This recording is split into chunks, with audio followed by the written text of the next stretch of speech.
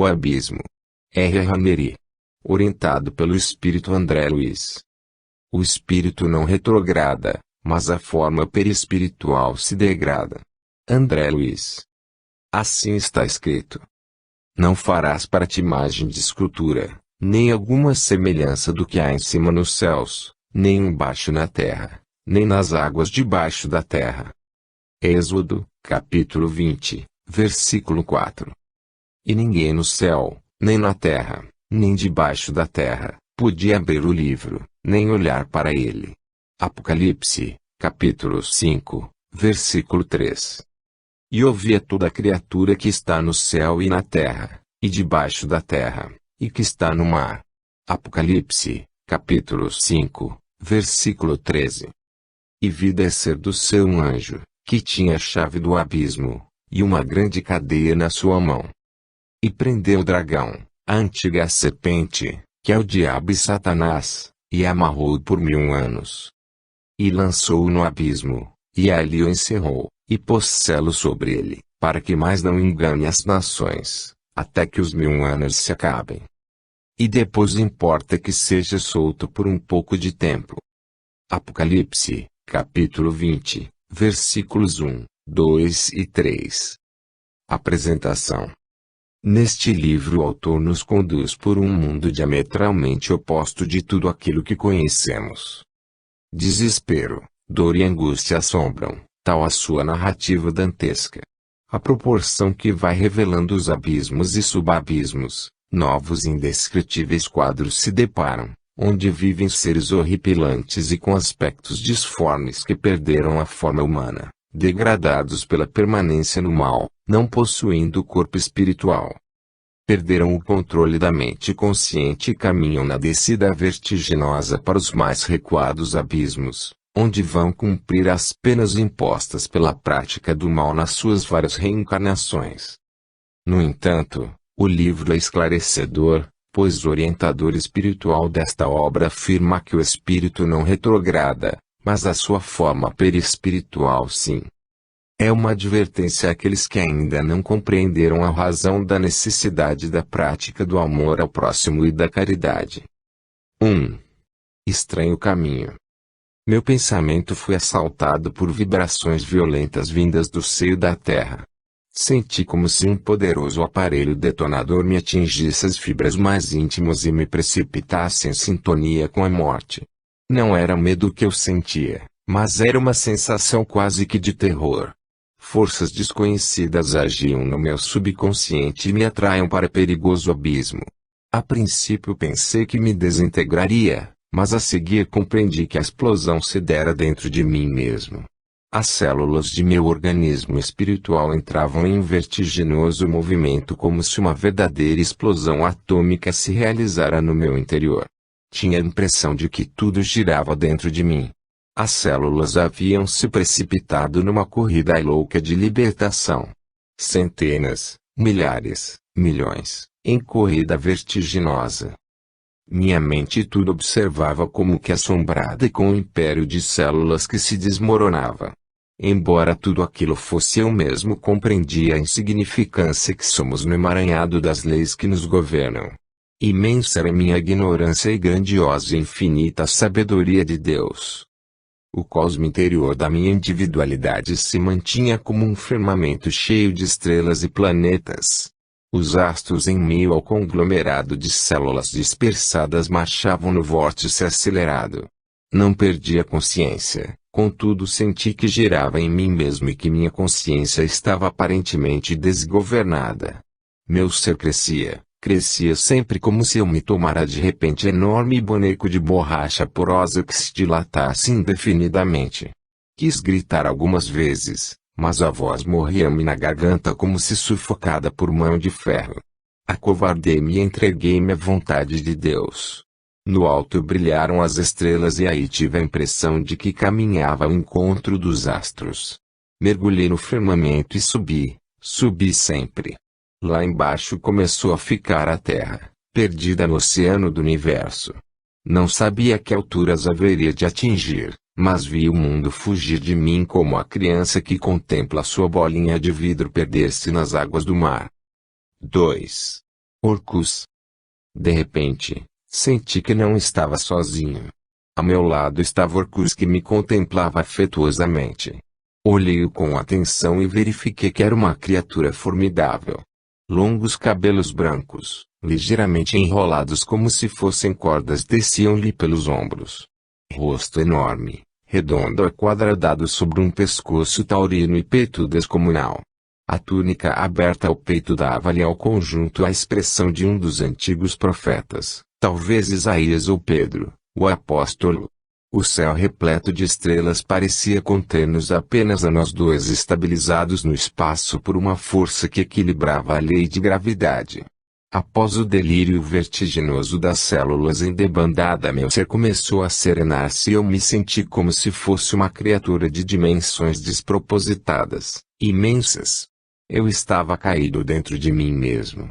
Orcus contemplava-me com amor e de seus olhos começaram a partir em minha direção partículas ou centelhas de luz que vinham me atingir o ser. Recebi-as a princípio no coração e fui tomado de uma sensação de conforto retemperado por energias novas. Em seguida estendeu meu espírito a destra cintilante e ondas esquisitas se desprenderam dela vindo atingir minha casa mental. Aos poucos, sob este novo influxo, principiei a diminuir-me lentamente e a voltar ao que poderia chamar de estado normal. Restabeleci-me interiormente sob o domínio espiritual de Orcus, que me transfundia poderosas forças emitidas de seu poderoso organismo. Como um enfermo que se levanta do leito, equilibrei-me no infinito. Na distância imensurável giravam os mundos em turbilhão. Olhei a Terra. Ainda estava lá embaixo, perdida na vastidão do universo. Onde estamos, Orcus? Interroguei. Entre as esferas do sistema solar, porém a uma distância de 325 mil quilômetros da Terra, respondeu Orcus. Estamos aqui na realidade ou é apenas uma impressão que temos desse deslocamento? Não, não é impressão. Estamos aqui mesmo. Fomos deslocados ao impulso da força mental, que nos arrastou o organismo em direção ao infinito. Você, meu filho, sofreu um processo de liberação parcial das células perispirituais a fim de adquirir leveza para a viagem. Eu, como já estou habituado ao clima de mais alto, não tive necessidade de passar por esse sofrimento. Tornei a contemplar o infinito e meu olhar inabituado ao panorama prodigioso de milhões e milhões de astros em carreira alucinante parecia submetido ininterruptamente a detonações interiores que iriam explodir o globo ocular. Tive a ideia que as pupilas estavam sendo dilatadas ao contato das imagens novas do infinito, portadoras de teor vibratório diferente da vibração terrestre. E assim, por longo tempo, me embebi na contemplação do universo. 3. A Terra. Daqui, meu filho, contemplar a Terra, disse Orcus. O planeta gira no espaço há milhões de anos, impulsionado pelas forças vivas da vida. Como ele, trilhões e trilhões de outros giram na marcha ascensional dos mundos. E neles a vida se expande em todas as formas e em múltiplas manifestações. Contemplei a Terra, que semelhava realmente uma laranja de formato irregular e estranho. Não era a forma redonda que nos é representada nas escolas e ginásios do orbe, mas sim um corpo repleto de saliências e tocado de luz e sombra nas eminências e nas reentrâncias. Vales profundos e picos elevados, superfície brilhante à luz do sol indicando as grandes massas d'água. De fato, àquela distância, todos os problemas terrestres perdiam o interesse. De que valiam as lutas e guerras humanas? De nada. Víamos a Terra e compreendíamos que o homem gasta imensas energias por nada. Visto de longe, o nosso mundo era modesto departamento de educação no turbilhão do cosmo. Observe bem, acrescentou Orcus, e poderá ver o desenho dos continentes e dos países recortados perfeitamente. Busquei ansioso com o olhar o continente americano e particularmente o Brasil. Lá estavam modelados na crosta terrestre acompanhando a marcha do mundo. Ligeiro e colorido marrom terroso sob uma névoa plúmbea cobria os continentes. Verifiquei que o meu olhar, Agora dilatado, atravessava com relativa facilidade a grande extensão pertencente à faixa da atmosfera terrestre. Não pude me deter melhor na análise de nossa casa planetária porque Orcus me informou. Prepare-se para descer. Aqui, meu amigo, iniciaremos a nossa jornada em demanda das profundidades e dos abismos onde habitam os gênios da sombra e do mal. Senti uma espécie de calafrio. Como mergulhadores, abraçados começamos a descer. A mente de Orcus, qual poderoso motor, vibrava aceleradamente. Minha mente, porém, não podia acompanhar-lhe o ritmo na descida vertiginosa e eu, agarrado a ele, precipitei-me naquela estranha aventura ao encontro do abismo. 4.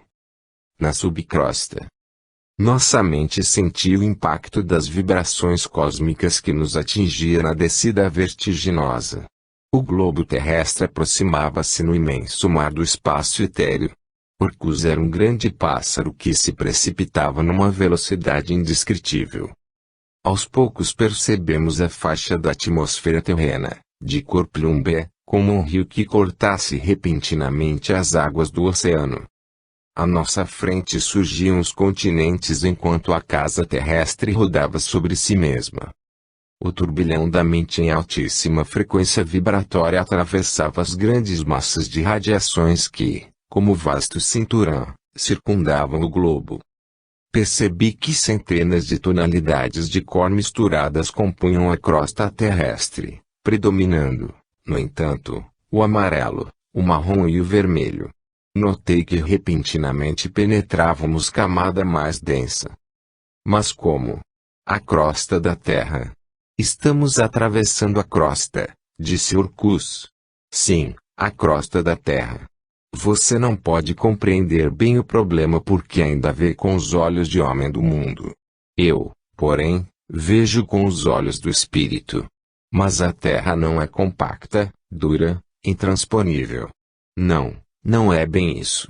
A Terra é compacta e oferece resistência aos corpos de certa densidade como os que existem na sua superfície.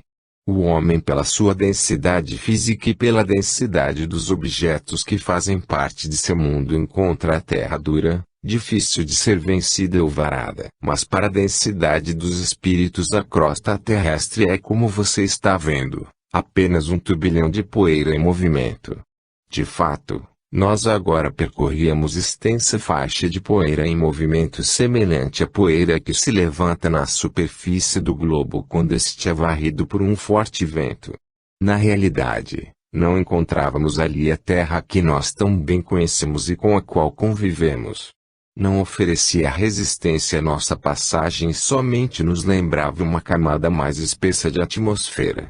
Fiquei assombrado. Nunca supus que se pudesse penetrar daquela forma ao seio da Terra, mas, e o calor? Não diz a ciência que a cada 33 metros de descida corresponde aumento gradativo de 1 grau de calor? E o que tem isso?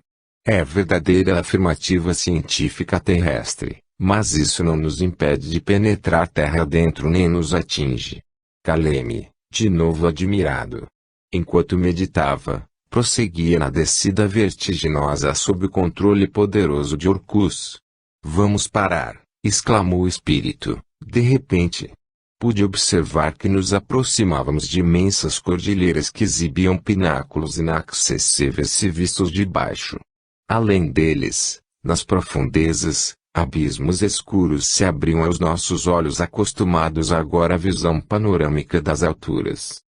Orcus segurou-me fortemente e compreendi que diminuíamos a velocidade como 2 torpedos que chegassem ao objetivo. Em seguida pousamos na ponta de um penhasco. Vencemos, felizmente, a poeira terrestre, explicou o mensageiro. Aqui, por um pouco, estaremos seguros. Ficamos de pé. Ventos úmidos gemiam naquelas regiões sombrias. Leve claridade se filtrava através da poeira que turbilhonava acima de nossas cabeças. As cristas abruptas encharcadas de estranho líquido escorregadio lançavam-se perigosamente das alturas. Eu nunca vira na terra coisa igual. Eram centenas e milhares perdidas na vastidão do abismo. A princípio não se via ninguém. Tudo silencioso e soturno. Parecia o fim do mundo ou o início da criação. Do silêncio e das trevas uma espécie de terror caminhava para nós. Olhei Orcus, era assim mesmo uma figura impressionante. Não foi por aqui que passou Dante? Perguntei. Não, ele seguiu outro caminho, esclareceu Orcus. Dante buscava outras regiões. No entanto, se for permitido, passaremos um dia por onde ele passou. Senti um arrepio. Estaríamos a caminho do inferno? 5. Gabriel. Orcus passou lentamente a mão espalmada sobre meus olhos. Pensei que ia ter uma vertigem. Cintilações de grande intensidade invadiam minhas pupilas dilatadas. Parecia-me que um sol de luz branca penetrava minha mente e que eu, ofuscado, iria precipitar-me das alturas. Súbito, em pleno abismo, estarrecido, divisei formas diáfanas, puras, cristalinas, que se moviam sobre os rochedos e os penhascos. Formas angélicas movimentavam-se naquelas vastidões. Figuras de pureza lirial transportavam-se através do espaço. Não podia eu ainda percebê-las em toda a sua nitidez, mas sabia que eram formas semelhantes às formas humanas, porém transparentes e feitas de luz. À nossa frente, numa distância indescritível para o pensamento humano, contemplei uma criatura de grandeza excepcional e de uma perfeição assombrosa. Tão belo que produzia na minha alma a verdadeira vertigem. Acreditei enlouquecer. Pousado no penhasco mais elevado e pontiagudo, com longas asas descendo-lhe sobre as espáduas cintilantes, um anjo de sublime e divina beleza dominava o abismo. Aquele é Gabriel, que assiste diante de Deus, declarou Orcus com acento carinhoso e profundo. Senti que o meu instrutor, ao dizer essas palavras, falara como quem expressa um sentimento que eu desconhecia. Era um respeito e amor ao mesmo tempo e também era uma revelação que me fazia. Levantei olhar para o anjo e verifiquei que de seu coração poderosas forças jorravam sobre o abismo e pouco a pouco milhares de cintilações como uma chuva de estrelas iluminavam frouxamente as sombras. No fundo, formas estranhas tocadas pela luz principiavam a mover-se.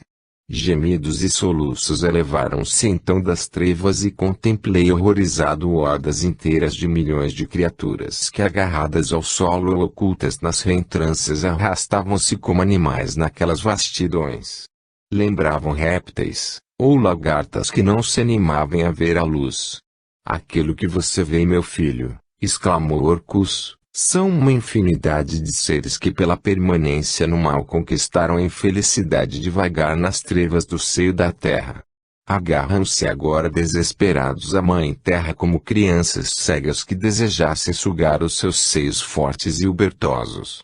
Na realidade alimentam-se agora do magnetismo terrestre e vagam inconscientes, paralisadas no interior de si mesmas como lesmas humanas incapazes de gravitar para Deus. Meus olhos encheram-se de lágrimas. Não sei dizer porquê, estranhos soluços vieram minha garganta e uma espécie de estranha compaixão assaltou minha alma alastrando-se por todo o meu organismo espiritual. Gabriel sobre o abismo parecia amoroso pássaro de dimensões indescritíveis alimentando o abismo como o sol que do alto do firmamento alimenta a terra. 6. Sob a luz do sol espiritual. Era claro que não poderíamos nos aproximar do anjo. A luz intensa que explodia de sua alma ofuscava os nossos olhos. Estamos a uma distância incalculável de Gabriel, esclareceu Orcus, e, mesmo que quiséssemos ir até lá não poderíamos. Lembra-se da parábola de Lázaro no Evangelho? A nossa situação é quase a mesma. Fiquei silencioso. Como somos insignificantes perante a grandeza da vida, da miséria daquelas criaturas rojadas no solo, de rastos, até a perfeição daquele anjo pairando sobre o abismo havia uma distância de milhões de anos de evolução. Gabriel era a luz e aqueles infelizes representavam as trevas mais intensas. Nós, porém, não éramos nem luz nem sombras. Evidentemente, eu pensava tudo isso de mim mesmo. Porque Orcus era também, em face da minha indigência espiritual, um gigante iluminado. O espírito, por certo, acompanhava meu pensamento, porque carinhosamente me abraçou e disse: Meu filho, diante da grandeza de Deus, todos são infinitamente pequenos. No entanto, todos nós poderemos marchar ao encontro da luz, o que já é uma bênção divina, não acha? Concordei com ele. Sem mais palavra, levando-me pela mão, Orcus iniciou a descida pelos despenhadeiros de declives. O voo nessas zonas mais baixas não se torna impossível, mas, além de perdermos as melhores oportunidades de aprendizado, levantaríamos um clamor inútil, pois que essas criaturas do que vivem nas trevas acreditariam que somos enviados celestes para salvá-las, explicou Orcus. Agora iremos a pé. Infelizmente, pouco poderíamos fazer em favor delas. Permanecem na mais rígida inconsciência. Orcus calou-se, e foi descendo. Os caminhos eram sinuosos e a terra escura, de um marrom fechado, e escorregadia. Com imenso cuidado fomos vencendo as imensas distâncias que nos separavam das massas espirituais inferiores de forma humana que jaziam nas trevas. À proporção que descíamos notei que paredões enormes subiam o abismo. Pareciam os cânions de que nos falam os viajores que passam pelo México. Tentei olhar para cima e tão grande era a altura que senti vertigem. Os paredões a prumo projetavam-se como lanças para o alto. Parecíamos duas formigas caminhando por entre montanhas. De repente, Orcus estacou. À nossa frente, numa espécie de furna, um verdadeiro gigante completamente nu obstruía-nos o caminho. Tamanho descomunal, espáduas nuas, corpo de uma cor semelhante à prata, cabelos encaracolados. Velho, de uma velhice moça, porém, que parecia não ter idade. Isto é, tinha-se a impressão que aquela criatura era milenária e que, no entanto, parara no tempo. Parecia um deus antigo. Quem sois? Perguntou-nos ele. Somos humildes viajores em busca de consolo ao nosso sofrimento. Não sabeis que estais nos infernos e que aqui não há consolo nem esperança. Aqueles que entram não podem mais sair porque se até aqui vieram é por terem a alma endurecida no mal. Compreendendo, disse Orcus, mas para Deus nada é impossível e todo pecador arrependido encontrará a oportunidade de salvar-se. Não, não. Não há oportunidade para os maus. Tão forte foi o berro do gigante que a sua voz ecoou por todo o abismo e ao mesmo tempo uma onda esfuziante de gritos de desespero levantou-se por toda a parte. Desespero e dor. Aquelas formas agarradas ao solo gemeram e gritaram assombrosamente. Um verdadeiro turbilhão se fez em mim. Pensei que ia perder os sentidos. Mas Orcus delicadamente colocou a mão sobre meus ombros e restabeleci-me. Voltem, voltem. Não ouvem a minha voz. Estertorou o gigante. Daqui ninguém sairá nem voltará. Para trás. Para trás. Senti um grande medo e vi-me pequenino e frágil em face daqueles dois gigantes, Orcus e Palaton. Este era o nome do guardador do primeiro portal no primeiro declive por onde entráramos. Coisa estranha, sem saber explicar como, percebi que uma luz de muito alto atingia Palaton. Luz suave, de luar. Olhei e vi que um raio safirino descia como um fio pela ponta do penhasco onde se postara Gabriel e atingir o gigante. Este encolheu-se todo, agarrou-se às rochas escondendo o rosto e disse, como uma criança amada, podem passar protegidos da luz. Nós passamos, silenciosos. Eu tremia. Orcus, sereno, porém rígido e enérgico. Parecia uma estátua. Não ousei olhá-lo porque ele mesmo me assustava naquelas solidões. Em breve chegamos a um estreitamento do caminho na rocha que mal dava para passar um homem. As pedras eram quase negras, úmidas e escorregadias. Um limo pegajoso descia por elas. Sentíamos em nossas pernas e em nossa túnica a umidade viscosa. O caminho estreito terminava numa série infinita e incontável de pequenos degraus. Desçam. Desçam o abismo, exclamou atrás de nós Palaton. Lá no fundo estão aqueles que não têm mais esperança. Fiquei transido de pavor. Orcus, porém, caminhava sempre como quem sabia o que queria e o que buscava. 7. Na cova. Estacamos. A nossos pés a enorme cova se abria como se fosse uma bacia funda e larga, recoberta de limo e umidade. Percebi que o terreno se tornava mais viscoso, escorregadio. Estávamos parados à borda do novo abismo. Deveria ter uns 80 metros de diâmetro de boca por uns 15 de profundidade, mas era uma cova estranha. Dentro dela formas esquisitas se movimentavam. Centenas de criaturas arrastavam-se no solo como lesmas. Fiquei atônito. Orcus segurou minha mão. Andavam unidas aquelas lesmas de forma humana como se um instinto muito forte as ligasse. Verifiquei que formavam como que uma pasta animada que se movimentava. Orcus levantou a destra e fez um sinal. Do alto, Gabriel enviou-nos um novo raio de luz espiritual que clareou a cova. Era espantoso contemplar aquela massa que se agarrava desesperadamente à terra. São seres que perderam a consciência, informou o espírito.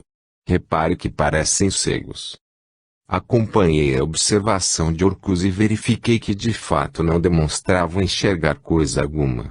Pálpebras caídas, fechadas ou semicerradas, peitos, barrigas e rostos colados no chão viscoso caminhavam como serpentes ou minhocas. Algumas eram brancas, mas a maioria era da cor do terreno, marrom escuro e quase negro. Poderíamos conversar com alguns deles? Perguntei. Não, é impossível. Não ouvem, não falam e não veem. O pensamento desses seres está quase paralisado. Tanto cimentaram as coisas da Terra que instalaram em si mesmos o magnetismo terrestre como fonte de vida interior. São aqueles que não acreditaram em Deus nem na existência da alma embora não tenham praticado grande mal entre os homens. Mentalizaram o nada e se tornaram conscientes. O sentimento de Deus e a crença na imortalidade imprimem ao pensamento uma velocidade maior e ao corpo espiritual maior intensidade de frequência celular do organismo espiritual. O homem pedra se tornará a pedra. Gravitamos para a superconsciência ou retornamos à inconsciência. Ser, no universo, é conquistar graus cada vez mais adiantados de consciência. Fiquei pensativo e silencioso. Orcus, porém, afagou-me a fronte com carinho e vi que, em mim mesmo, intensas vibrações despertavam para percepções diferentes. Na cova, aqueles seres rolavam ignorantes do que lhes acontecia. Não poderiam, provavelmente, compreender o que se passava com eles. Como era triste a situação dos que se julgando conhecedores de toda a sabedoria perderam-se a si mesmos na inconsciência e no mal, e agora? O que acontecerá com eles? Interroguei aflito. Permanecerão neste estado até que um dia a força da lei os arraste de novo para a superfície. Superfície? Sim, superfície. Para a crosta terrestre onde você habita. Eles vieram de lá e hão de retornar para lá. A lei de ascensão descreve um círculo perfeito e amparará, novamente, os filhos do seu amor.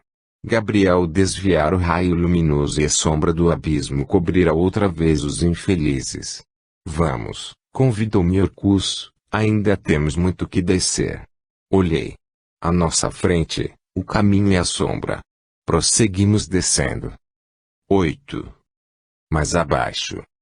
Meu pensamento fervilhava. Não podia compreender a situação daquelas criaturas inconscientes que ficaram na cova.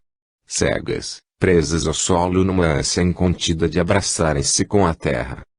Nisto, fomos surpreendidos por enorme serpente de cor escura, que se atravessou em nosso caminho. Quis gritar, mas Orcus tapou-me delicadamente a boca com a mão.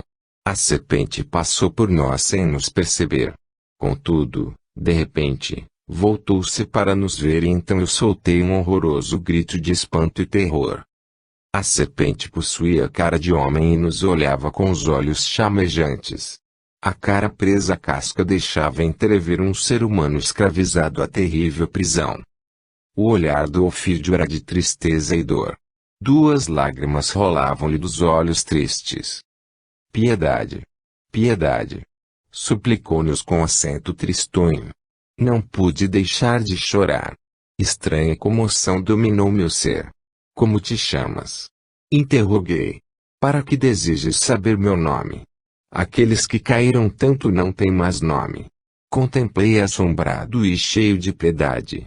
Como era dolorosa sua situação, porque vives assim escravizado à roupagem de uma serpente. Egoísta e mal reduzi meu corpo espiritual à forma rastejante que agora vês. Jamais tive um pensamento de amor para quem quer que seja e nunca estendi a mão ao pobre e ao sofredor. Como castigo, perdi as mãos e rolo nos abismos. Orcus apertou-me a mão e um fluxo magnético penetrou-me o ser dando-me novo ânimo. Só o tempo poderá arrastar-te das sombras para a luz. Nada poderemos fazer, infelizmente, disse Orcus. A serpente, ouvindo isso, deslizou para a região mais escura e perdeu-se em meio à fantástica vegetação que crescia junto às rochas. Fitei Orcus frente a frente e percebi que seus olhos também se marejaram de lágrimas. Meu filho, compreendo seu espanto, mas nada podemos diante da lei. Quem assume compromissos com a lei fica obrigado a pagar até o último ceitil. Os seres que se fecham no egoísmo e na indiferença ou se precipitam no mal, destroem por si mesmos os tecidos perispirituais e iniciam a desagregação do organismo psíquico. Ninguém comete o mal impunemente. Deus em sua infinita bondade permite que aqueles que caíram retornem à superfície após sofrimentos extraordinários. Aquela serpente apenas retornou a formas inferiores porque já passara na escala evolutiva dos seres. Assim, todos aqueles que se desviaram da lei precipitam-se a si mesmos na degradação das formas inferiores. E depois, interroguei, estacionam ou a queda não tem fim? Todos os seres podem subir ou podem descer. Todavia, como a misericórdia de Deus é infinita, cada vez que um espírito cai a providência divina ampara em suas mãos cheias de amor e o ser estaciona no tempo e no espaço. O nosso amigo serpente estacionou há 6 milênios, no tempo, e desceu a regiões inferiores, no espaço. Alguns conquistam as atitudes e os cimos, outros estacionam nos abismos. Não descem, contudo, ao desamparo. Em toda parte está a casa de Deus e labutam mãos misericordiosas. O escafandro de casca que ostenta o nosso amigo é a misericórdia divina em forma de vestimenta protetora. Por enquanto perdeu apenas os membros, se continuar caindo dentro de si mesmo perderá a consciência, e depois? Depois? Contemplou-me Orcus tristemente, se prosseguir se desagregará completamente. Então haverá segunda morte. 9. Meditação no subsolo. Eu ainda estava preocupado com o problema da segunda morte sem compreender na realidade o que acontecia com os seres que se precipitavam nos abismos interiores, quando fomos surpreendidos pelos gritos de fantásticas aves negras que, em bando, cortavam os espaços abismais. Pareciam enormes morcegos de asas sem penas, porém revestidas de leve pelo ou penugem. Agarrei-me a Orcus, assustado. Ele, contudo, disse-me naturalmente, observe que também exibem estranhas fisionomias de criaturas humanas. Realmente, as aves eram outros tantos condenados às deformações das formas perispirituais. Rostos humanos ou ex-humanos saltavam de entre as asas escuras que cindiam as camadas de poeira do abismo. Sobrevoavam píncaros pontiagudos e atravessavam zonas levemente dominadas pelos raios de luz irradiada por Gabriel. Parecia-nos, todavia, que voavam a quilômetros de distância do anjo colocado sobre o abismo. Orcus continuou descendo e eu acompanhei-o silencioso, certo de que descíamos a regiões pouco frequentadas pelos seres mais conscientes do mundo. Detivemo-nos à margem de enorme rio de águas prateadas que em turbilhão rolava a nossos pés. Nova surpresa se estampara em meus olhos. Orcus percebeu porque me disse: as águas deste rio que se chama Platino lembra a prata líquida. No fundo da terra correm diversos rios dessa natureza. Grandes massas líquidas formam o interior do nosso mundo, como se vê. Apontou-me Orcus com o dedo em riste às águas turbilhonantes e exclamou: contemple. Contemple bem firme essas águas que correm e veja o que elas levam. Abri os olhos desmesurados ao contemplar o rio. Centenas de milhares de criaturas desgrenhadas e inconscientes rolavam em meio às águas como que arrastadas e batidas umas contra as outras no turbilhão escachoante. Esses são aqueles que se deixaram dominar por todas as paixões e agora dormem na fúria das águas desencadeadas sobre si mesmos. Ouvi a voz de Orcus como quem escuta um grito lancinante de dor porque minha visão agora ampliada sentia que aqueles desgraçados lutavam para alcançar as margens do rio e não conseguiam. Quanto mais lutavam contra a impetuosidade das águas, mais estas os arrastavam e abraçavam em fúria incontida. Às vezes formas feminis se agarravam a formas masculinas na ânsia desesperada e má. Não pude contemplá-los por muito tempo porque eu também comecei a sentir em mim o tumulto de paixões desenfreadas. Orcus protegeu-me, no entanto, com a sua serenidade superior e eu voltei à paz de espírito. Seguimos por um estreito trilho que margeava o rio até defrontarmos enorme rochedo de pedras nuas por onde o caminho, apertado, atravessava. Sinuosa, escura, estreita e nauseante era a estrada aberta no rochedo. Túnel feito por mãos divinas ou diabólicas. Não sabemos. Do outro lado, uma espécie de campina onde algumas árvores esquisitas levantavam os galhos retorcidos, nos esperava. Aquelas árvores também pareciam formas vivas de seres que se vegetalizavam. Esbocei um pensamento estranho. Orcus imediatamente, lendo minhas imagens mentais, esclareceu: realmente, meu caro, há os que se precipitaram nas formas vegetais e vivem agora aprisionados no que se poderia chamar de inércia aparente. São corações aflitos e inteligências que foram caindo, e atingindo a inconsciência começaram a percorrer para trás a escala da evolução. Irão até o mineral e descerão um pouco mais. Nessa ocasião poderão sofrer uma espécie de explosão atômica que desagregará o próprio ser. Dizemos explosão atômica como quem usa expressão já inteligível na Terra.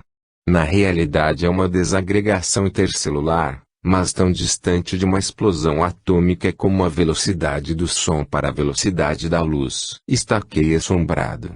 Já sei o que está pensando, colaborou Orcus, isso não acontece.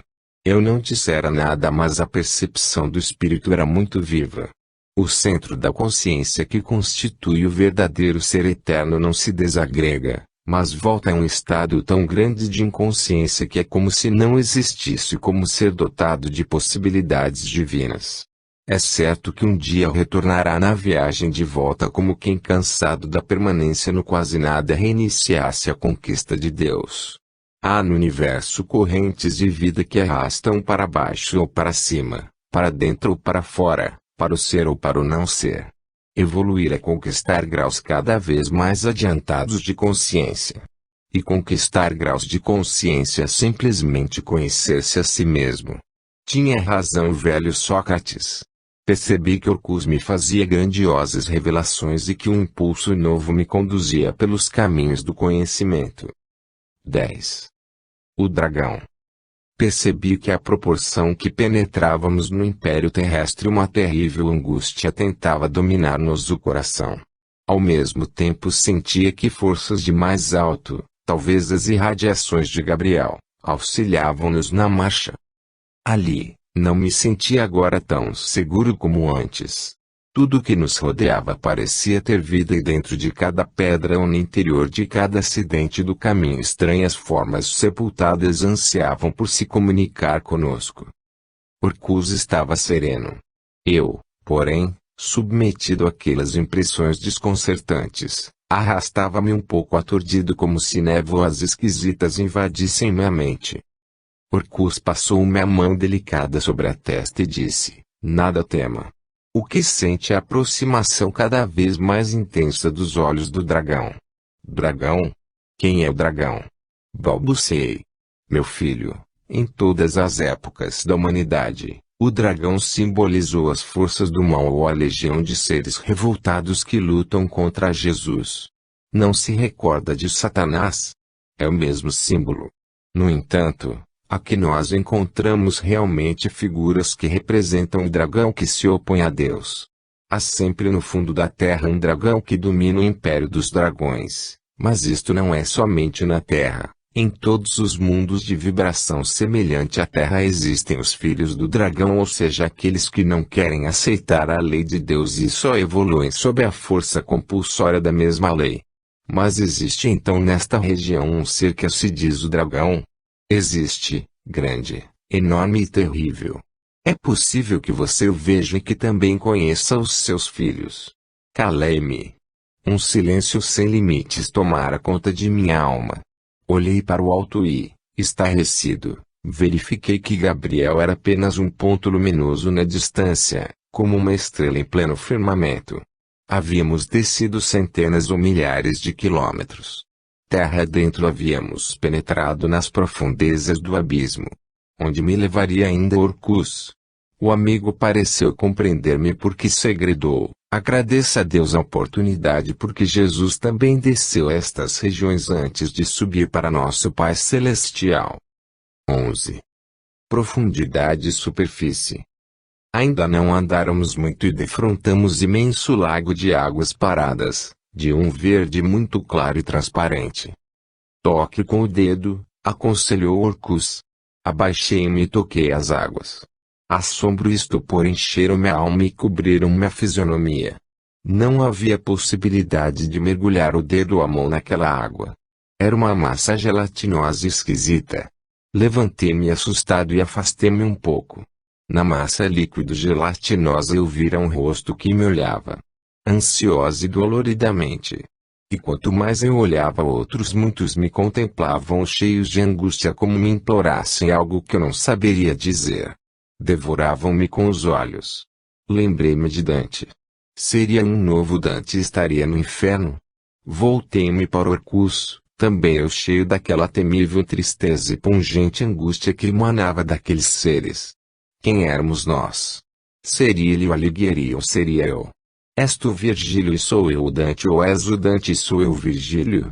Orcus sorriu tristonho. Meu filho, o abismo é o mesmo, apenas isso. Sairemos daqui, como entramos, pelo amor de Deus. As palavras e os pensamentos de Dante ao mundo foram truncados, modificados, alterados, para satisfazer aqueles que vendem a própria alma se preciso for. Retornamos ao abismo para restabelecer a verdade. Tem medo? Olhei-o angustiado e voltei a contemplar na gelatina aqueles que me olhavam como quem olha velho conhecido. O olhar daquelas criaturas era triste e dolorido e parecia brasas de fogo a queimar minha alma. Por que estão aí? Interroguei. Perderam a forma humana. Degradados pela permanência no mal, desceram até o mais profundo abismo e não têm mais corpo espiritual. Por isso, não poderão reencarnar tão cedo. A bondade divina, porém, permite que estacionem nessa massa difusa, informe e vaga que os conterá por muitos séculos e milênios. Nos braços amorosos da terra e em seu seio de mãe, lentamente se recuperarão para reiniciar a marcha de volta. Estão na profundidade e anseiam pela superfície. O superfície para eles é a superfície da terra onde os homens vivem e representa para essas criaturas uma espécie de céu de esfera superior. Se os homens lá em cima suspiram pelo céu ou lutam por subir às esferas superiores, estes seres aqui anseiam por renascer na terra como quem conquistará o verdadeiro céu. 12. Oportunidade divina. Eu bem não me refizera do espanto, quando um Orcus apontou-me uma turba sombria, verdadeira multidão de criaturas esfarrapadas e tristes, cobertas por mantos ou panos cor-de-rosa, colocadas no lado oposto do lago. Contemplavam-nos de longe com os olhos voltados para o chão. Temiam talvez contemplar-nos. Compacta multidão de seres irreconhecíveis aos homens da terra. Fisionomias patibulares e angustiadas. Silenciosos, profundamente silenciosos. Os pés mergulhavam no charco formado pelas águas do lago que ali formava uma espécie de praia.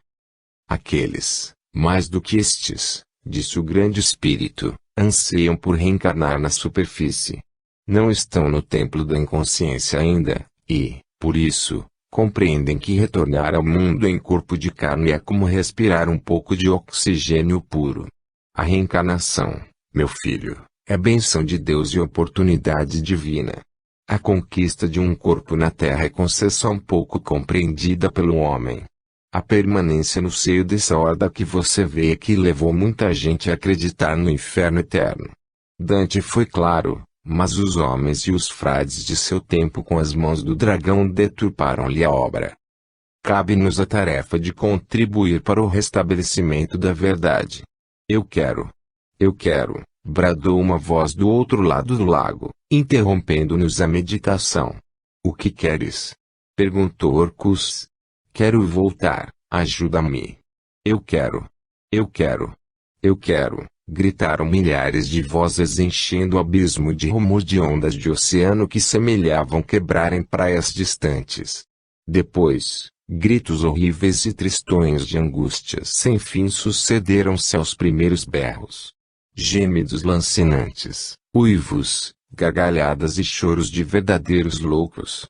Deixa-nos voltar à superfície. Deixa-nos, anjo do abismo. Encheram-se-me os olhos novamente de lágrimas. Orcus deteve-se também cheio de palidez e tristeza como quem desejasse fazer alguma coisa e não pudesse. Vi-lhe o coração cortado por mil dores e a alma cheia de compaixão. De repente, porém, um vozerio diferente sucedeu ao tumulto anterior. Estalos estranhos, como se chicotes de capatazes urragassem escravos na senzala. Raios cortaram o espaço e a onda subhumana recuou espavorida. O que é isso? Interroguei assustado. São os dragões, esclareceu Orcus. Os terríveis dragões, perversas entidades que governam estes ermos com intensa crueldade. Incapazes de cumprir as leis de Deus, organizam-se para o mal. Escravizam e fazem sofrer. Quedei-me com o coração a bater descompassado. O vozerio, ao som da vergasta, desapareceu nas trevas mais profundas. Voltei a contemplar o lago. Lá estavam aquelas caras estranhas a me olharem estranhamente. 13. O Império dos Dragões. Começamos a sentir os primeiros sinais do Império dos Dragões, disse Orcus. Além destas zonas mandam eles, por misericórdia divina. Não entendi bem, porque Orcus contemplou-me como um pai a um filho e ensinou. Tudo o que ocorre no universo depende da misericórdia divina. Mesmo o mal. Deus não violenta consciências nem constrange ninguém. Organizou as suas leis que governam os fenômenos naturais de todo o universo e dentro delas os seres se movem. O mal é a ausência de bem. No entanto, o mal é apenas resultado da inconsciência das criaturas. Os dragões vivem porque as leis divinas permitem que eles vivam e fazem sofrer porque as leis divinas permitem que a façam sofrer. Um dia, a força mesma da lei os arrastará de novo à superfície para sofrer por sua vez e viver. Como seriam os dragões? Enquanto Orcus me ensinava, meu pensamento percorria outros caminhos. Ele percebeu porque esclareceu logo, são seres maus, perversos, terríveis. Endurecidos por muitos milênios de maldade. Isto aqui é um verdadeiro inferno, mas não é inferno eterno. Só o bem pode ser eterno. O mal não. O mal é a ausência de bem, assim como a sombra é somente ou simplesmente a ausência da luz. Fiquei ouvindo no íntimo de mim mesmo aquelas palavras sábias. O silêncio enchera agora as naves do abismo. Parecia que tudo emudecera. Voltáramos a ser outra vez criaturas solitárias e insignificantes em face daquelas penhas e daquelas profundidades.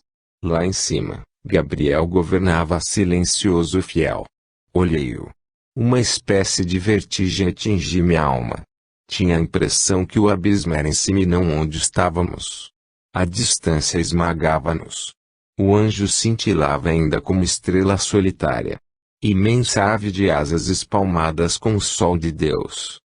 Ouvimos, no entanto, um rugido ensurdecedor.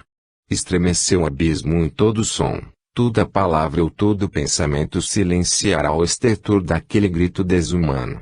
Senti o coração esmagado por um terror indizível. Devo ter empalidecido porque Orcus me abraçou e disse: "Não se aterrorize. É o dragão." Não pude responder nem interrogar. Parecia-me que outra morte, mais terrível e mais pungente, me destruiria a vida. Aquele grito estava cheio de vibrações aterrorizantes e penetrara minhas fibras mais íntimas do ser. Contudo, caminhávamos ao seu encontro. A princípio uma sombra mais espessa encheu o abismo para logo em seguida uma claridade maior nos atingir. Gabriel enviava-nos maior soma de luminosidade e a nossos pés seres estranhos exibiam as faces cadavéricas e patibulares reunidos como crocodilos inofensivos e apalemados. Olhei-os estarrecido. Homens monstros e homens feras como que magnetizados pela luz arrastaram-se nas reentrâncias do caminho solitário. A voz estentórica do dragão talvez estivesse paralisado a ação porque alguns ofereciam olhares aterrorizados e tristes como se houvessem recebido em cheio em plena alma punhaladas de infinita dor. Se quiséssemos poderíamos afagá-los com a mão como se fossem animais domésticos inofensivos. Mas observei que assim que acabávamos de passar por eles, uma onda de gritos, uivos e expressões de revolta nascia no meio deles. Voltando-me para vê-los, contemplei-os em luta uns com os outros entredevorando-se como cães. Eram um bando de feras momentaneamente paralisadas pela luz ou imobilizadas pelo terror do dragão. 14. Legião. Íamos prosseguir quando ouvimos os sons de uma espécie de batalhão que marchava.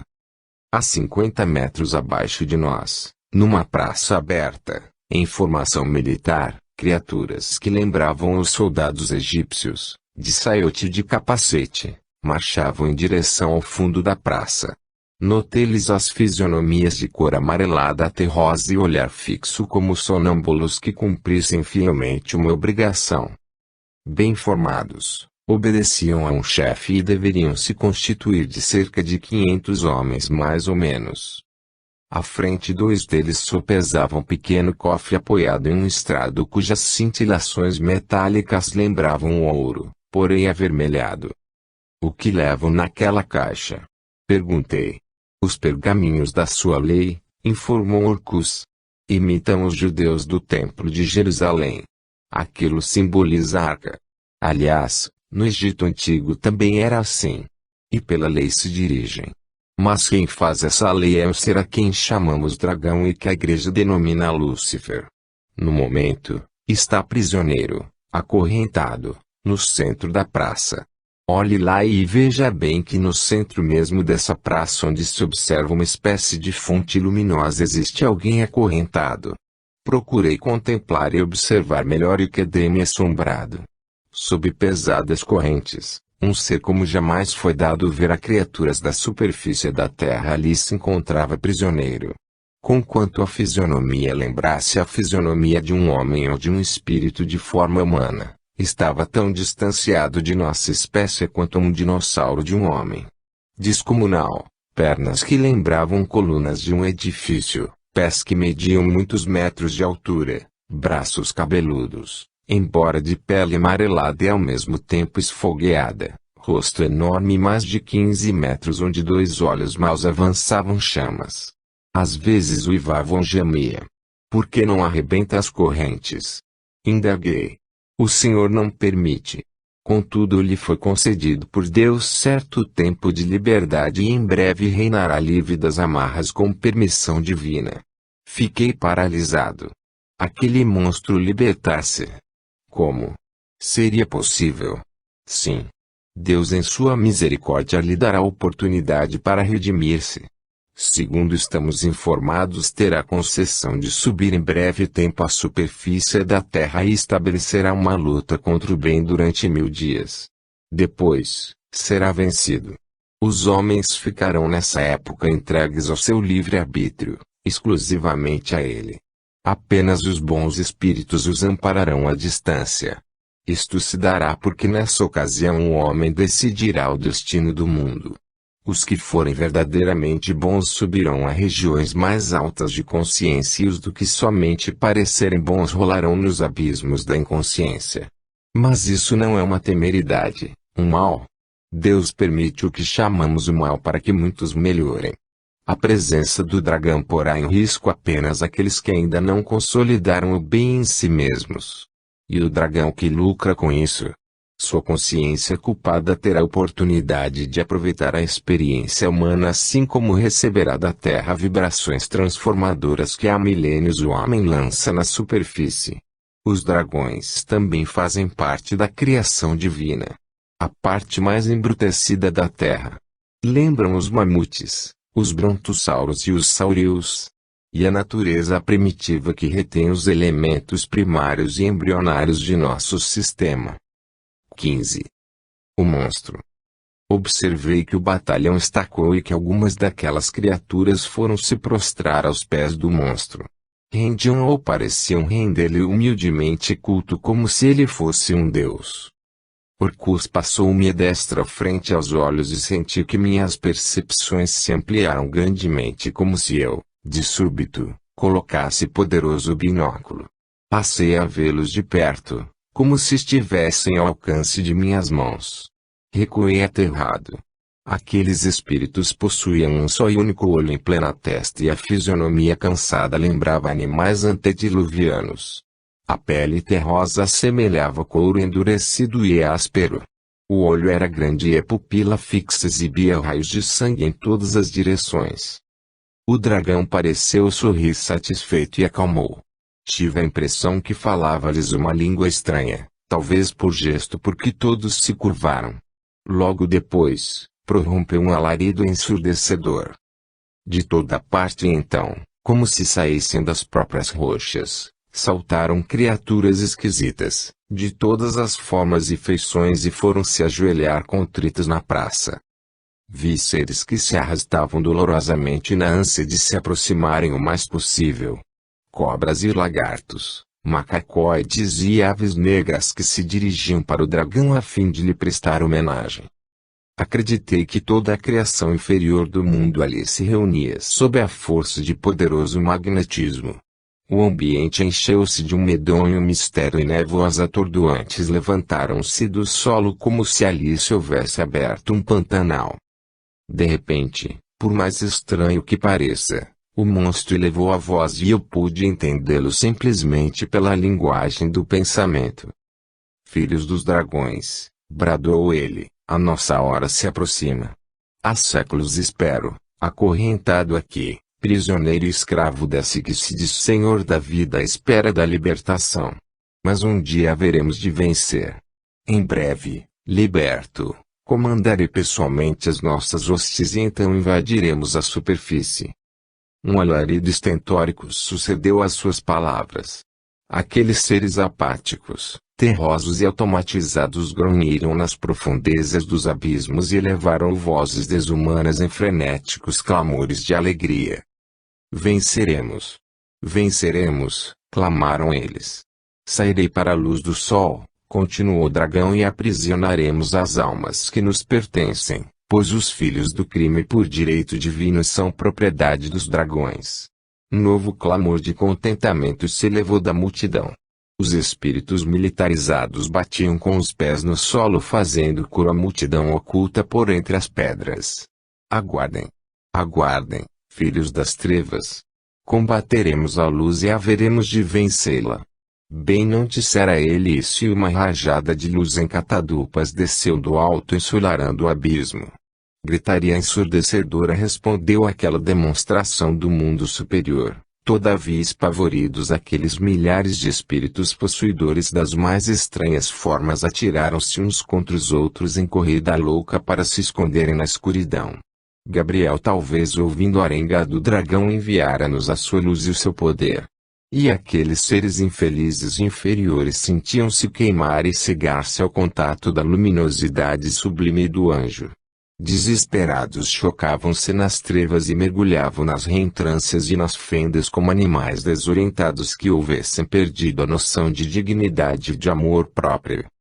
Na praça, em pouco, permanecia somente o dragão, vencido e despeitado, voltado para o chão,